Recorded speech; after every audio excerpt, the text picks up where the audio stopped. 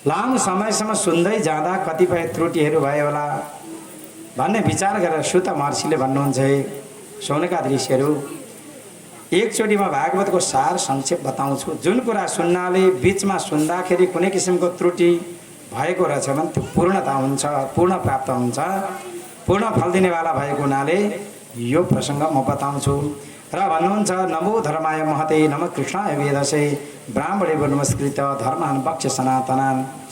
सनातन धर्मलाई प्रणाम छ, जुन सनातन धर्म भगवानले स्थापना गरिबक्सेको निरन्तर आजसम्म चलिरहेको छ र जुन परमात्माका अत्यन्त दिव्य लीलाहरूद्वारा श्रीमद् भागवत महापुराण ओतप्रोत भएको छ।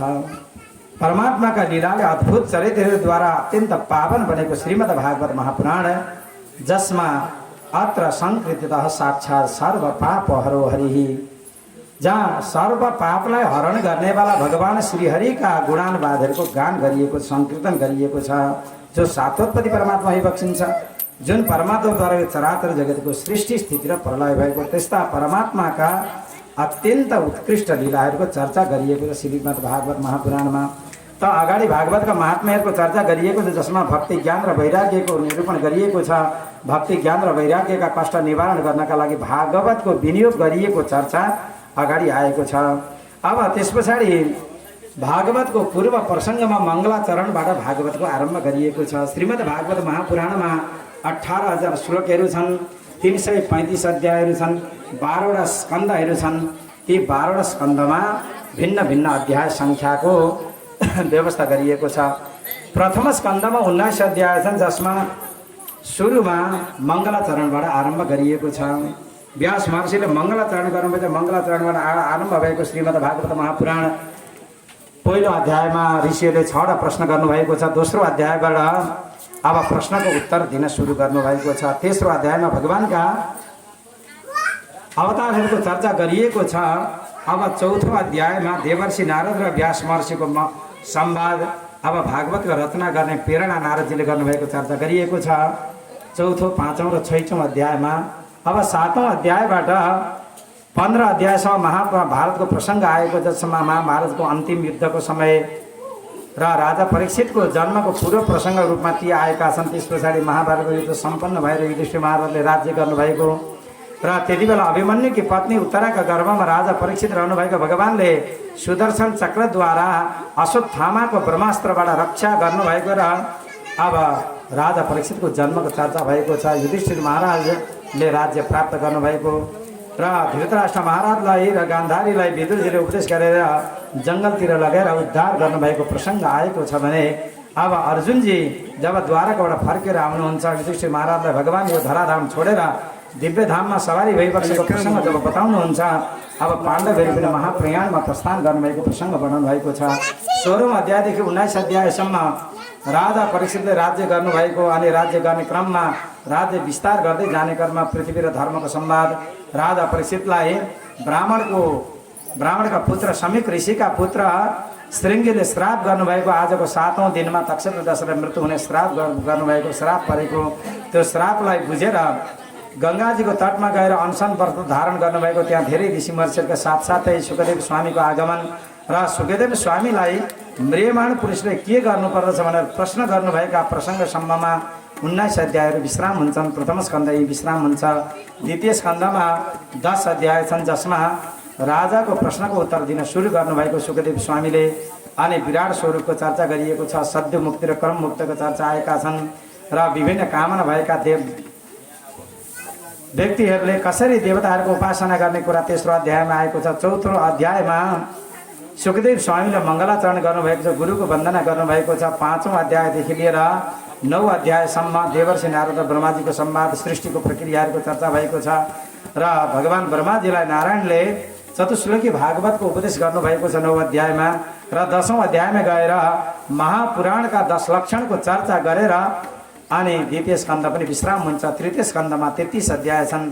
पहिलो अध्यायदेखि लिएर 4 अध्यायसम्म विदुरजी र उद्धवजीको संवाद छ भने 5 अध्यायदेखि लिएर 33 अध्यायसम्म मैत्रेय महर्षि र विदुरजीको संवाद छ, जसमा सृष्टिका कुराहरू आएका छन्। बराह भगवानका चरित्रहरू आएका छन्। हिरण्याक्षलाई वध गरेर पृथ्वीलाई स्थापना गर्नुभएको प्रसङ्ग। यो 19 अध्यायसम्म आउँछ। त्यस पछाडि 20औं अध्यायमा फेरि ब्रह्माजीको सृष्टिको चर्चा भएको छ।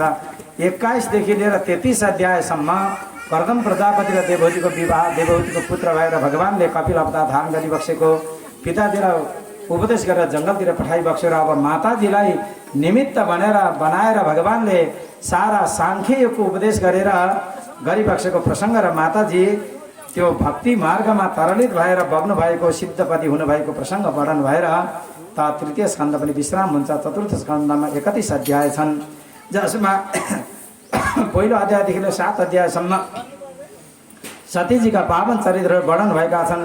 8, 9, 10, 11 र 12, 5 अध्यायमा ध्रुवजीका पावन चरित्र वर्णन भएका छन्। 13 र 14मा अङ्ग महाराज र बेनको चरित्र आएको छ भने 15 देखि 23 अध्यायसम्म पृथु महाराजका पावन चरित्रहरू वर्णन भएका छन्।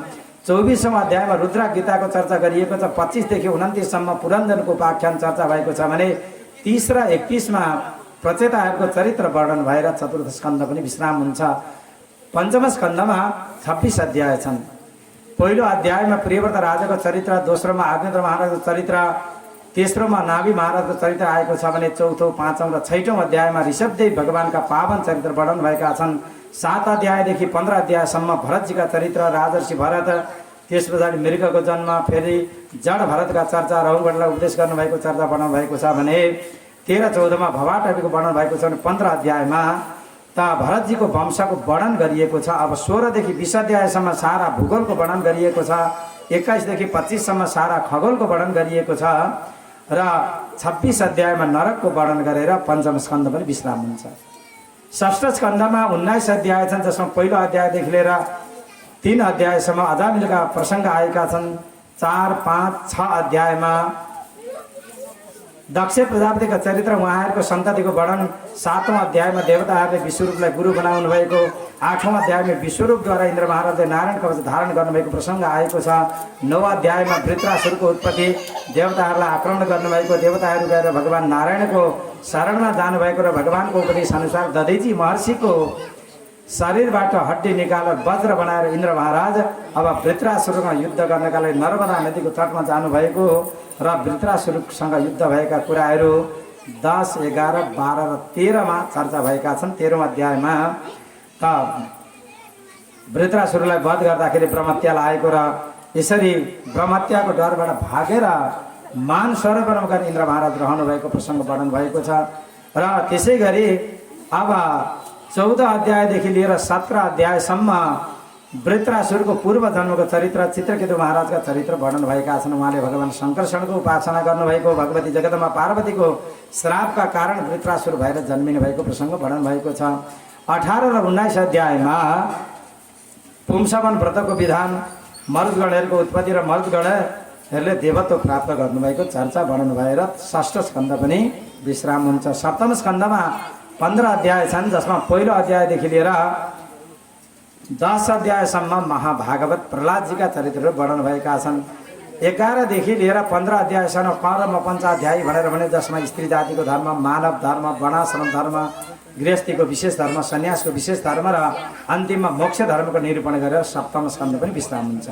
अष्टम स्कन्दमा 24 अध्याय छन्, जसमा पहिलो अध्यायदेखि लिएर 14 अध्यायसम्म 14 मनभेरको चर्चा गरिएको छ। त्यही 14 मनमन्त्रको चर्चा गर्ने क्रममा गजेन्द्र मोक्षको प्रसङ्ग आएको छ। समुद्र मथनका कुराहरू आएका छन्। भगवानले मोहिनी अवतार धारण गरेर अमृत वितरण गर्नुभएको, पछाडि देवासुर सङ्ग्रामको प्रसङ्ग र पछाडि फेरि मोहिनी अवतार धारण गरेर भगवान नारायणले भगवान पशुपतिनाथलाई दर्शन दिनुभएको प्रसङ्ग वर्णन आएको छ। 12औं अध्यायमा 13 र 14मा फेरि बाँकी शेष मनमन्त्रहरूको चर्चा गरिएको छ भने अब 15 अध्यायदेखि लिएर 23 अध्यायसम्म भगवानले वामन अवतार धारण गरेर बलि महाराजको यज्ञमा गएर 3 पाउ जमिनको माध्यमद्वारा सारा ऐश्वर्यलाई ग्रहण गरिबक्सेको प्रसङ्ग वर्णन भएको छ भने 24औं अध्यायमा मत्स्य अवतार भगवानका पावन चरित्रले यहाँ चरित्र वर्णन भएर अष्टम स्कन्दको पनि विश्राम हुन्छ। 9औं स्कन्दमा पनि 24 अध्याय छन्, जसमा पहिलो अध्यायदेखि लिएर 13 अध्यायसम्म सूर्य वंशको चर्चा गरिएको छ, जसमा विभिन्न किसिमका राजाहरू अम्बरीश महाराजका चरित्र आएका छन्,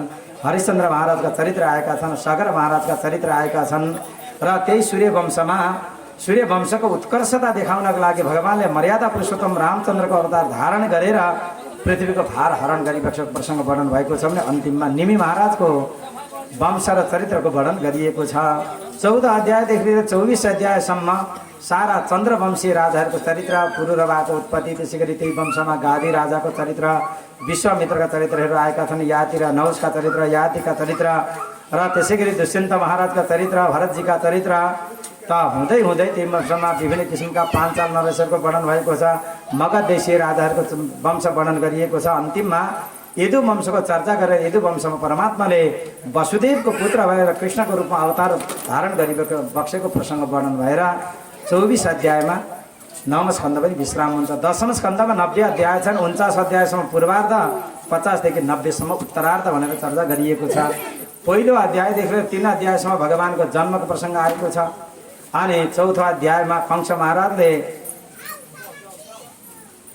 योग मायाको कुरा सुनेर उहाँले बैठक बसाएर सारा बालकलाई समाप्त गर्ने निर्णय गर्नुभएको प्रसङ्ग वर्णन भएको छ। 5औं अध्यायमा नन्दोत्सवको चर्चा आएको छ। 6औं अध्यायमा भगवानले पुतनालाई उद्धार गरिबक्सेको छ। 7औं अध्यायमा गएर सकटासुर र तृणावर्तलाई उद्धार गरिबक्सेको प्रसङ्ग आएको छ। 8औं अध्यायमा भगवानको नामकरण संस्कारको वर्णन भएको छ।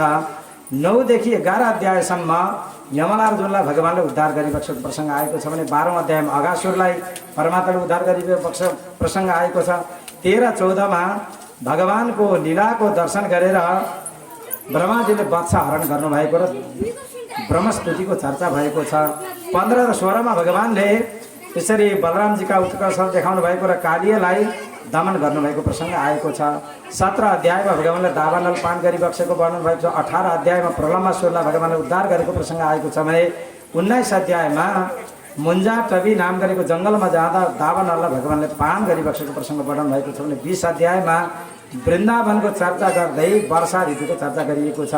21औं अध्यायमा वेणी गीतका चरित्र आएका छन्। 22औं अध्यायमा भगवानले चिरहरण गरिबक्सेको प्रसङ्ग वर्णन भएको छ भने 23औं अध्याय यज्ञ पत्नीहरूलाई भगवानले दिव्य कृपा गरिबक्सेको प्रसङ्ग आएको छ। 24, 25, 26 र 27 अध्यायमा गिरिराज गोवर्धनको पूजा, गिरिराज गोवर्धनको धारण जस्ता कुराहरू आएका छन्। 28औं अध्यायमा ब्रह्मरथमा निमग्न गराएर सारा गोपालहरूलाई दिव्य गोलोक धामको दर्शन गराइबक्सेको प्रसङ्ग आएको छ भने 29 देखि 33 अध्यायसम्मलाई रास पञ्चाध्यायी भनेर भनिन्छ। यो 5 अध्यायमा भगवानको चिन्मय रासको चर्चा गरिएको छ।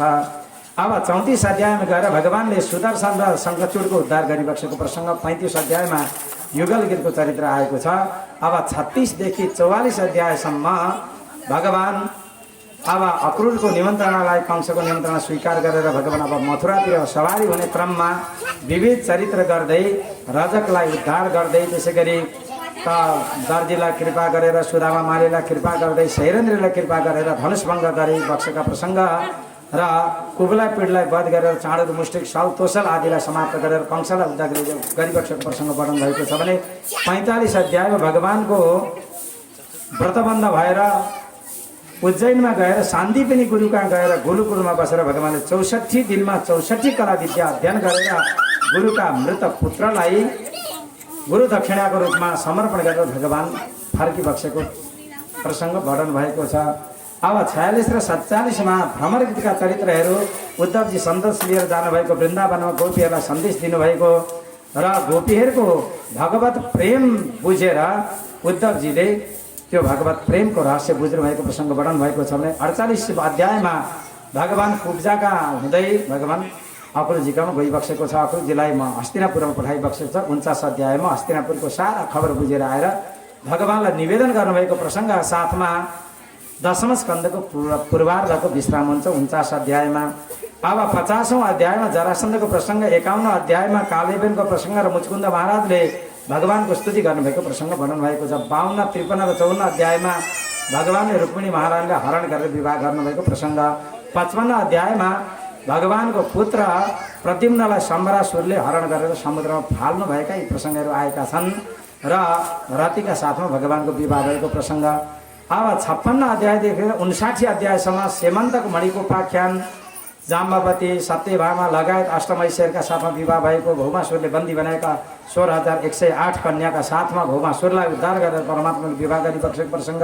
60 अध्यायमा गृहस्थ लीलाको चर्चा, 61 अध्यायमा भगवानका सन्ततिहरूको वर्णन, 62 र 63मा बाणासुरका चरित्रहरू, 64 अध्यायमा निर्गमारको चरित्र, 65 अध्यायमा भगवान बलरामजी ब्रजमा जानुभएको यमुनालाई कर्षण गर्नुको प्रसङ्ग पढ्नु भएको छ भने अब 66 र 67 अध्यायमा पौण्ड्रका प्रसङ्ग 68 अध्यायमा रैवतक प्रभावमा गएर भगवानले द्विविधलाई उद्धार गर्नुभएको प्रसङ्ग वर्णन भएको छ। 68 अध्यायमा दुर्योधनकी कन्या लक्ष्मणलाई स्वयंवरका समयमा भगवानका पुत्र शाम्बले विवाह गर्नुको प्रसङ्ग वर्णन भएको छ। 69 अध्यायमा देवर्षि नारदले भगवानको गृहस्थी लीलाको दर्शन गर्नुभएको प्रसङ्ग वर्णन भएको छ। 70 देखि 75 अध्यायसम्म युधिष्ठिर महाराजको राजसूय यज्ञको चर्चा भएको छ। त्यही प्रसङ्गमा जरासन्धको उद्धार आदि कुराहरू आएका छन्। अब 76 र 77 अध्यायमा सालोसँग युद्ध र सालोलाई उद्धार, त्यसै गरी दन्तवक्र र विदुरथ आदिलाई उद्धार गरेको प्रसङ्ग वर्णन भएको छ। 78 र 79 अध्यायमा अब महाभारतको युद्ध हुने निश्चित भइसकेपछि भगवान बलरामजी तीर्थयात्रामा निस्किनु भएको, नैमिषारण्य क्षेत्रमा गएर सुतलाई वध गर्नुभएको, तीर्थयात्राका क्रममा हलेश्वरनाथ भगवानलाई स्थापना गर्नुभएका प्रसङ्गहरू वर्णन भएका छन् भने 80 र 81 सुदामाका चरित्र आएका छन्। 82 अध्यायमा सूर्यग्रहणको चर्चा आएको छ। 83 अध्यायमा भगवानका रानी र महारानी र द्रौपदीजीको बिचमा त्यो विवाहको प्रसङ्ग चर्चा भएको छ। 83, 84, 85 अध्यायमा त सूर्यग्रहणको प्रसङ्ग जसमा सारा भक्तहरू कुरुक्षेत्रमा जम्मा हुनुभएको, त्यति बेला युधिष्ठिर वसुदेव र नारदजीको संवाद, वसुदेवले तीर्थमा यज्ञ गर्नुभएको, ती कुराहरू आएका छन्। देवकीका 6वटा कंशले वध गरेका पुत्रहरूलाई भगवानले सुत्त लोकबाट ल्याएर माताजीलाई समर्पण गर्नुभएको प्रसङ्ग। त्यसै गरी अब त्यस पछाडि 86 अध्यायमा गएर अर्जुनजी र सुभद्राको विवाहको प्रसङ्ग आएको छ भने भगवान मिथिलामा गएर श्रुतदेव ब्राह्मण र बहुलाश्वलाई एकैचोटि दर्शन दिनुभएको प्रसङ्ग वर्णन भएको छ। 87 अध्यायमा वेद श्रुतिका प्रसङ्ग आएका छन् भने 88 अध्यायमा वृकासुरको प्रसङ्ग आएको छ। 89 अध्यायमा ब्राह्मणका मरेका पुत्रहरूलाई भगवानले अर्जुनजीलाई साथमा लिएर गएर भूमा पुरुषबाट फिर्ता ल्याउनु भएको र नर नारायणको स्वरूपको स्थिति गराइदिनु भएको प्रसङ्ग वर्णन भएको छ भने 90 अध्यायमा भगवानको शेष लीलाको चर्चा गरिएको छ, महिषी गीतको चर्चा गरिएको छ र भगवानको कुलको विस्तारको चर्चा गरिएको छ। यसरी 10औं स्कन्धका 90 अध्याय पनि विश्राम हुन्छन्। 11औं स्कन्धमा 31 अध्याय छन्। पहिलो अध्यायमा भगवानको कुललाई श्राप परेको छ, ब्राह्मणको श्राप। दोस्रोदेखि 5 अध्यायसम्म नवयोगेश्वरको प्रसङ्ग आएको छ। 6औं अध्यायमा देवताहरूले भगवानलाई दिव्य धाममा जानका लागि निवेदन गर्नुभएको, स्तुति गर्नुभएको प्रसङ्ग वर्णन भएको छ। 7, 8 र 9 अध्यायमा दत्तात्रेय महर्षिका 24 गुरुको चर्चा भएको छ। 10 अध्यायमा लौकिक र पारलौकिक वस्तुहरूको सारताको बारेमा निरूपण गरिएको छ। 11 अध्यायमा बद्ध र मोक्षको चर्चा गरिएको निरूपण गरिएको छ।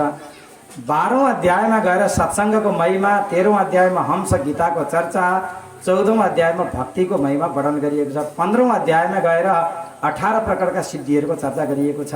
16औं अध्यायलाई विभूति योग भनिएको छ, विभूतिको वर्णन गरिएको छ। 17 देखि लिएर 19 अध्यायसम्म वर्णाश्रम धर्मको चर्चा गरिएको छ। 20 अध्यायमा मनुष्य जीवनको सारको निरूपण गरिएको छ, विभिन्न किसिमका यम नियम आदिको चर्चा गरिएको छ भने 21 अध्यायमा गुण दोषको व्यवस्था गरिएको छ, त्यसको निरूपण गरिएको छ। 22औं अध्यायमा तत्त्वको निरूपण गरिएको छ। 23औं अध्यायमा रुद्र भिक्षु गीता भनेको छ, तितिक्षु ब्राह्मणको चरित्र वर्णन भएको छ। 24औं अध्यायमा 24 तत्त्वले युक्त भएको साङ्ख्यको निरूपण गरिएको छ। 25 अध्यायमा गुणका वृत्तिहरूको चर्चा गरिएको छ भने 26औं अध्यायमा ऐल गीता भनिन्छ, जहाँ पुरुरवा महाराजको वैराग्यको चर्चा गरिएको छ। 27औं अध्यायमा क्रियाको चर्चा गरिएको छ। 28औं अध्यायमा परमार्थको निरूपण गरिएको छ भने 29 अध्यायमा भगवानले अब उद्धवजीलाई बद्रिकाश्रमतिर पठाइदिबक्सेको छ। 30 र 31मा भगवान अब द्वारकालाई छोडेर प्रभास क्षेत्रमा गएर यज्ञ यागादि गरिबक्सेको र सारा यदुवंशहरूको उद्धार भएको र 31 अध्यायमा भगवान पनि धराधामलाई छोडेर दिव्य धाममा सवारी भइबक्सेको प्रसङ्ग र भगवानको अन्तिममा संक्षिप्त लीला वर्णन गरेर 11 स्कन्धको पनि विश्राम गरिएको छ। 12 स्कन्धमा 13 अध्याय छन्। पहिलो अध्यायमा कलियुगका राजाहरूको वंशको वर्णन गरिएको छ। दोस्रो अध्यायमा कलियुगका दोषको निरूपण गरिएको छ। तेस्रो अध्यायमा कलियुगका दोषबाट बच्ने एउटै उपाय भगवत नाम संकीर्तनको रहस्य बताइएको छ। चौथो अध्यायमा 4 प्रकारका प्रलयको चर्चा गरिएको छ। 5औं अध्यायलाई ब्रह्मोपदेश भनेर भनिन्छ, जहाँ सुखदेव स्वामीले राजा परीक्षितलाई अन्तिम उपदेश गरिबक्सेको छ। र 6औं अध्यायमा अब सुखदेव स्वामीको विदाई, राजा परीक्षितको उद्धार, जन्मेजयले सर्प सत्र गर्नुभएको र वैशम्पायनका शिष्य याज्ञवल्क्य महर्षिले पढेको विद्या वमन गरिदिनु भएको छ र उहाँले सूर्य भगवानबाट शुक्ल यजुर्वेदको निरूपण गर्नुभएको प्रसङ्ग वर्णन भएको छ भने 7औं अध्यायमा अथर्ववेदका शाखाहरू 18 पुराणको चर्चा गरिएको छ। 8, 9 र 10 अध्यायमा मार्कण्डेय महर्षिका चरित्र वर्णन भएका छन् भने 11औं अध्यायमा गएर भगवानका अङ्ग उपाङ्ग, भगवानका चतुर्व्यूह स्वरूप वासुदेव, संकर्षण, प्रद्युम्न, अनिरुद्धको पूजनको पाञ्चरात्र विधिले पूजनको विधि वर्णन गरिएको छ भने सूर्य भगवानको विभूतिको वर्णन गरेर 11औं अध्यायको पनि विश्राम गरिएको छ। 12औं अध्यायमा यही चर्चा गरिएको छ जुन भागवतको सार भनेर यसरी वर्णन गरिएको छ।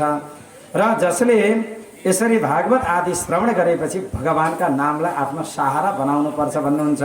हरै नमै तुतेरे मुच्यते सरपातकात पतितस खलितस चार्थ छुत्वा वा विवसु गृणन ब्रुवन। जसले कहिलेकाहीँ ठेस लागेर लड्दा होस्, चिप्लिँदा होस् अथवा कुनै परिहासमा होस्, हरै नमः भनेर यसरी भगवानका नामहरू उच्चारण गर्नुहुन्छ भने सम्पूर्ण पातकहरू समाप्त भएर जान्छन्। र भागवतको सार निचोड के हो भने भन्नुहुन्छ, संकीर्त्यमानो भगवान अनन्त श्रुतानुभावो व्यसनं हि पुंसां प्रविश्य चित्तं विधुनते शेषं यथा तमर्को भ्रमिभाति भातः। भागवत सुनेपछि अपनाउनु पर्ने कुरा के हो भने भन्नुहुन्छ, संकीर्त्यमानो भगवान अनन्त, भगवान अनन्तका गुणानुवादहरूलाई निरन्तर संकीर्तन गरिरहनुपर्छ। भगवानका नामहरूलाई जिब्राको टुप्पामा राख्नुपर्छ र के भन्नुहुन्छ, व्यसनं हि पुंसां, व्यसन बनाउनुपर्छ, अमल बनाउनुपर्छ। हर समयमा भगवानका नामहरू उच्चारण गर्नुपर्छ, किनभने ती भगवानका नाममा यस्तो किसिमको क्षमता छ जुन भगवानका नाम उच्चारण गर्नाले कानका माध्यमबाट जब भित्र प्रवेश गर्छन्, प्रविश्य चित्तम विधुनते शेषम, अब चित्तमा रहेका सारा मलहरूलाई पखालिदिन्छन्, सफा गरिदिन्छन् भगवानका नामले। त जसरी भन्नुहुन्छ यथा तमर्को भ्रमिभाति भातः, जसरी आकाशमा बादलहरू लागेको हुन्छ तर ठुलो हावा जब चल्न थाल्छ नि त्यो आकाशमा लागेको बादललाई छिन्न भिन्न बनाएर आकाशलाई जसरी निर्मल बनाइदिन्छ, त्यसै गरी भगवानका नामरूपी वायुद्वारा, हावाद्वारा चित्तमा रहेका ती कलमसहरूलाई, ती बादलहरूलाई हटाउनु पर्दछ। यो गर्नु नै वास्तवमा यो जीवनको सार हो भनेर यसरी वर्णन गर्नुभयो। अन्तिममा भगवानको दिव्य स्तुति गर्दै विश्राम गर्नुभएको छ। यम ब्रह्मा वरुणेन्द्र रुद्र मरुतः स्तुन्नन्ति दिव्यैस्तवैः वेदैः साङ्गपदाक्रमोपनिषदैर्गायन्ति यं सामगाः ध्यानावस्थित तद्गतेन मनसा पश्यन्ति यं योगिनो यस्यान्तं न विदुः सुरासुरगणा देवाय तस्मै नमः। जुन परब्रह्म परमात्मा भइबक्सिन्छ, जुन परमात्माका चरणारविन्दमा नमन गर्नका लागि यम ब्रह्मा वरुणेन्द्र रुद्र मरुतः भन्नुहुन्छ। भगवान ब्रह्माजी हुनुभयो, वरुणजी हुनुभयो, इन्द्र महाराज हुनुभयो, त्यसै गरी भगवान पशुपतिनाथ, मरुदगणहरू जो हुनुहुन्छ उहाँहरू पनि परमात्माका चरणारविन्दको आश्रय गर्नका लागि स्तुनन्ति दिव्यैस्तवैः बारम्बार स्तुति गरिरहनुहुन्छ। वेदै साङ्गपद कर्म उपनिषदै, सारा वेदहरू, चारै वेदहरू आफ्ना अङ्ग उपाङ्गले युक्त भएर उपनिषदहरू सबै के गर्नुहुन्छ, गायन्त्यम सामगाः, सामवेदले निरन्तर जसको गुणानुवादको गान गरिरहनु भएको छ। र जुन परमात्मालाई ध्यान बस्ते तद्गतेन मनसा पश्यन्त्यम योगिनो, जुन परमात्मालाई ध्यान योगको माध्यमद्वारा ध्यानमा बसेर आफ्नै मानसपटलमा योगी सन्त महापुरुषहरूले जसलाई देख्नु भएको छ, पश्यन्त्यम योगिनो यस्यन्तम न विदुः सुरासुरगणा देवाय तस्मै नमः। सारा लोकपालहरूद्वारा पनि वन्दित जुन परब्रह्म परमात्मा श्रीकृष्ण भइबक्सिन्छ त्यस्ता श्रीकृष्णलाई तस्मै नमः बारम्बार हाम्रो पनि नमस्कार छ। र जुन परमात्मा पृष्ठे भ्राम्यत मन्द मन्दर गिरी ग्रावक कण्डुयना भन्नुहुन्छ, जुन परमात्मा समुद्र मथनको बेलामा कछुवाको रूप धारण गरेर भित्र प्रवेश गरेर पृथ्वीमा मन्दराचल पर्वतलाई धारण गरिबक्स्यो र त्यो मन्दराचल विशाल मन्दराचल पर्वतलाई जब देवता दानवहरू मथन गर्न भनेर लाग्नु भएको थियो र त्यति बेला त भगवानको पृथ्वीमा अलिअलि चिलाए जस्तो भएको थियो, हल्का चिलाए जस्तो भएको थियो अरे मन्दराचल पर्वत घुम्दाखेरि। अनि भगवानलाई यति आनन्द भयो, भगवान निदाइ बक्स्यो अरे त्यति बेला। पृथ्वीमा मन्द्राचल पर्वत घोटिएको छ तर भगवान स्वा स्वा गरेर निदाइबक्स्यो र भगवान त्यसरी निदाउँदाखेरि भगवानको त्यो श्वास प्रश्वासबाट अब बिस्तारै के भयो समुद्रको छालहरू प्रकट हुन लागे। जब त्यो छाल प्रकट भयो त्यो छाल भन्नुहुन्छ याता याता मतन्द्रितम जलनिधेर नाद्यापि विश्राम यदि आजसम्म ती समुद्रका छालले विश्राम गरेका छैनन्, निरन्तर चलिरहेका छन्। त्यस्तो परब्रह्म परमात्मा जो कुर्म रूप भइबक्सिन्छ उहाँलाई पनि हाम्रो प्रणाम छ, बारम्बार प्रणाम छ। त्यस पछाडि पुराणको श्लोकको सङ्ख्याको बारेमा जिज्ञासा बताउनु भयो र दानको महात्म्य बताउनुहुन्छ भन्नुहुन्छ। 18वटा महापुराणहरू छन्। ती पुराणहरूमा जो ब्रह्मपुराण छ, ब्रह्मपुराणमा 10,000 श्लोकहरू रहेका छन् अनि पद्मपुराणमा 55,000 श्लोकहरू रहेका छन्। विष्णु पुराणमा 23,000 श्लोकहरू रहेका छन् भने 24,000 श्लोकले युक्त भएको शिव पुराण हुनुहुन्छ। त्यसै गरी श्रीमद् भागवत महापुराणमा 18,000 श्लोकहरू छन्। नारद पुराणमा 25,000 श्लोक छन्। मार्कण्डेय पुराणमा 9,000 श्लोकहरू छन् भने अग्नि पुराणमा 10,400 श्लोकहरू रहेका छन्। त्यसै गरी भविष्य पुराणमा 14,000 श्लोक रहेका छन्, 14,500 श्लोक रहेका छन्। त्यसै गरी ब्रह्मवेद पुराणमा 18,000 श्लोक रहेका छन्। लिङ्गम एकादश हिवतु लिङ्ग पुराणमा 11,000 श्लोकहरू रहेका छन् र त्यसै गरी बाराह पुराणमा 24,000 श्लोक छन् भने 81,100 श्लोकको स्कन्द पुराण हुनुहुन्छ। वामन पुराणमा 10,000 श्लोक छन्। पूर्ण पुराणमा 17,000 श्लोक छन् भने मत्स्य पुराणमा 14,000 श्लोकहरू रहेका छन्। गरुड पुराणमा 19,000 श्लोक रहेका छन् भने ब्रह्माण्ड पुराणमा 12,000 श्लोक रहेका छन्। यसरी 18 पुराणको श्लोक सङ्ख्यालाई हिसाब गर्दा 4 लाख श्लोकहरू हुन्छन्। ती 4 लाख श्लोकहरू मध्येमा 18,000 श्लोकले युक्त भएको श्रीमद् भागवत सर्वश्रेष्ठ हुनुहुन्छ। जुन श्रीमद् भागवत महापुराण त यसरी नाभिबाट उत्पत्ति भएको कमलमा प्रकट हुनुभएको ब्रह्माजीलाई भगवानले सबैभन्दा पहिले प्रदान गर्नुभएको हो र आदि मध्य वसानेषु वैराग्य ख्यान समेतम श्रीमद् भागवत महापुराणमा यस्ता प्रसङ्गहरू आएका छन् सुरुदेखि अन्तिमसम्म सारा वैराग्यको चर्चा गरिएको छ। र श्रीमद् भागवत महापुराणको प्रमुख उद्देश्य भनेको एक मात्र उद्देश्य के हो? कैवल्य मोक्ष प्रदान गर्नु। सर्व वेदान्त सारम यत् ब्रह्मात्मैकत्व लक्षणम वस्तुद्वितीयम तन्निष्ठम कैवल्यैक प्रयोजनम। कैवल्य मोक्ष प्रदान गर्नु हो श्रीमद् भागवत महापुराणको एक मात्र उद्देश्य। जसले श्रीमद् भागवत महापुराणको पुस्तकलाई भदौ महिनाको शुक्ल पक्षको पूर्णिमाका दिन त सिंहासनमा राखेर विधिपूर्वक पूजा गरेर हेम सिंह समन्वित भनिएको छ सुनको सिंहासन बनाएर राखेर विधिपूर्वक पूजा गरेर जसले त्यो भागवतलाई दान गरिदिनुहुन्छ भने ददाति यो भागवतम सयाति परमां गतिम, उहाँले परम गति प्राप्त गर्नुहुन्छ। र श्रीमद् भागवत महापुराणमा जति अक्षरहरू छन् त्यति कल्पसम्म आफ्ना सारा पितृलाई साथमा लिएर दिव्य गोलोक धाममा निवास गर्ने सौभाग्य प्राप्त गर्नुहुन्छ। राजन्ते तावदन्यानि पुराणानि शतां गणे यावन्न दृश्यते साक्षात् श्रीमद् भागवतम परम भन्नुहुन्छ। त्यति बेलासम्म अरू पुराणहरूले गर्जना गरिरहन्छन्, त्यति बेलासम्म अरू पुराणहरूको शोभा हुन्छ जति बेला श्रीमद् भागवत आउनुहुन्न। श्रीमद् भागवत आइसकेपछि सम्पूर्ण पुराणहरू फिका पर्छन्। र भन्नुहुन्छ निम्नगानां यथा गङ्गा देवानाम् अच्युतो यथा वैष्णवानां यथा शम्भु पुराणानाम् इदं तथा।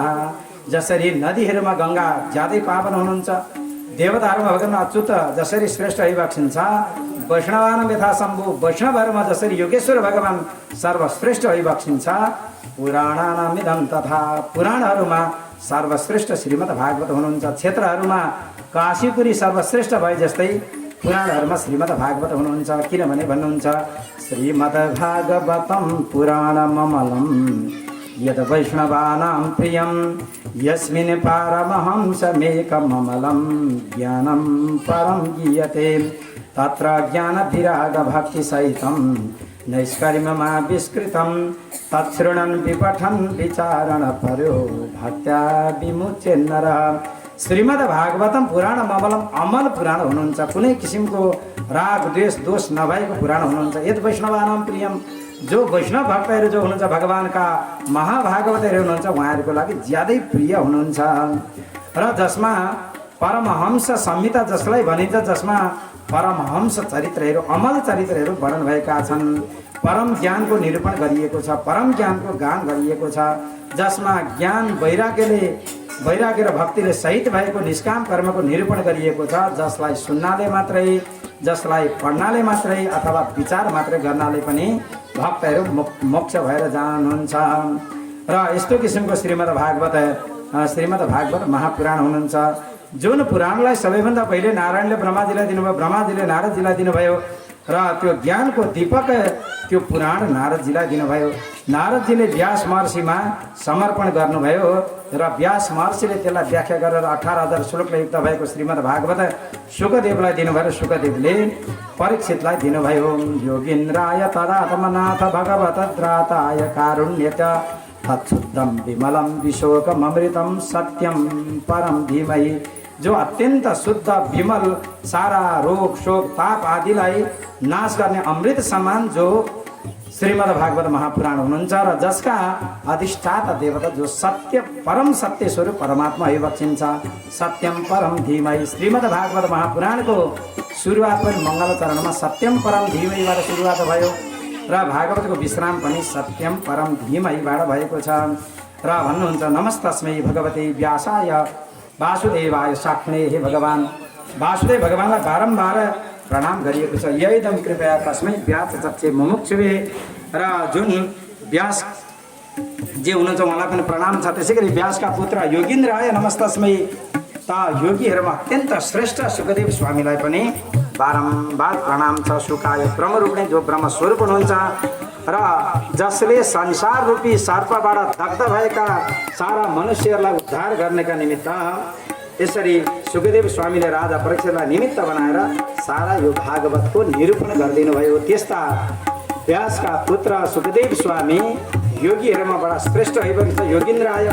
त्यस्ता सुखदेव स्वामीलाई बारम्बार प्रणाम छ, बारम्बार प्रणाम छ। अन्तिममा सारा ऋषिहरूलाई साथमा लिएर सुत महर्षिले प्रार्थना गर्नुभयो। भवे भवे यथा भक्ति पादयोस्तव जायते भन्नुहुन्छ। हाम्रो जन्म जहाँसुकै होस् त्योसँग मतलब छैन, किनभने जन्म पनि हाम्रो हातमा छैन, मृत्यु पनि हाम्रो हातमा छैन।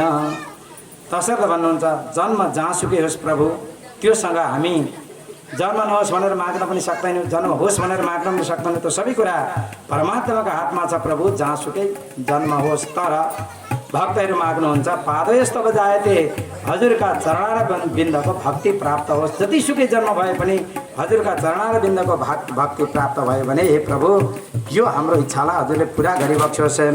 र हजुरका नाम संकीर्तनहरू यति पावन छ, यति पावन छन्, नाम संकीर्तन सम्पूर्ण पापहरूलाई समाप्त गर्छन्। र जसले हजुरका चरणार बिन्दमा प्रणाम गर्दछन् भने सारा दुःखहरू समाप्त भएर जान्छन्, कष्ट निवारण हुन्छ, सारा रोग शोक तापहरू सबै समाप्त भएर जान्छन्। तसर्थ हे प्रभु हे भगवान हजुरका चरणार बिन्दलाई बारम्बार नमस्कार गर्छु। हे हरि हजुरलाई बारम्बार प्रणाम छ। तम नमामि हरिम परम, तम नमामि हरिम परम भनेर यसरी भागवतलाई विश्राम गर्नुभएको छ। र यो दुईटा श्लोक उच्चारण गरेर हामीले पनि त्यसै गरी ऋषिहरूले जसरी प्रार्थना गर्नुभयो त्यसै गरी प्रार्थना गरे। हे प्रभु हे भगवान हामीलाई पनि जन्मसँग कुनै सम्बन्ध छैन, तर सम्बन्ध त्यो कुरामा छ जति जन्म भए पनि हजुरका चरणार बिन्दको भक्ति हामीलाई प्राप्त होस् र त्यो भक्तिमा निमग्न भएर आफूलाई ब्रह्मानन्दमा पुर्याएर सदैव कृतार्थ बन्न सकौँ। र हे प्रभु हजुरका चरणार बिन्दमा बारम्बार प्रणाम छ भनेर प्रार्थना गरेर हामीले पनि भागवतलाई विश्राम गरौँ। र म उच्चारण गर्नेछु र यहाँहरूले उच्च स्वरले उच्चारण गर्नुहोला, जुन उच्चारण भगवानको दिव्य धामक गुन्जायमान हुँदै पुगोस् र हामीलाई पनि त्यो किसिमको सौभाग्य, त्यो किसिमको आशीर्वाद परमात्माले प्रदान गर्नुहोस्। भवे भवे यथा भक्ति पादयोस्तव जायते तथा कुरुष्व देवेश नाथस्त्वं नो यतः प्रभो नाम संकीर्तनं यस्य सर्व पाप प्रणाशनम् प्रणामो दुःख समनस प्रणामो दुःख समनस तं नमामि हरिं परम् तं नमामि हरिं परम् भवे भवे यथा भक्तिः भवे भवे यथा भक्तिः पादयोस्तव जायते पादयोस्तव जायते तथा कुरुष्व देवेश तथा कुरुष्व देवेश नाथस्त्वं नो यतः प्रभो नाथस्त्वं नो यतः प्रभो नाम संकीर्तनं यस्य नाम संकीर्तनं यस्य सर्वपापप्रणाशनं सर्वपापप्रणाशनं प्रणामो दुःखशमनस् प्रणामो दुःखशमनस् तं नमामि हरिं परम् तं नमामि हरिं परम् तं नमामि हरिं परम् तं नमामि हरिं परम् नाम संकीर्तनं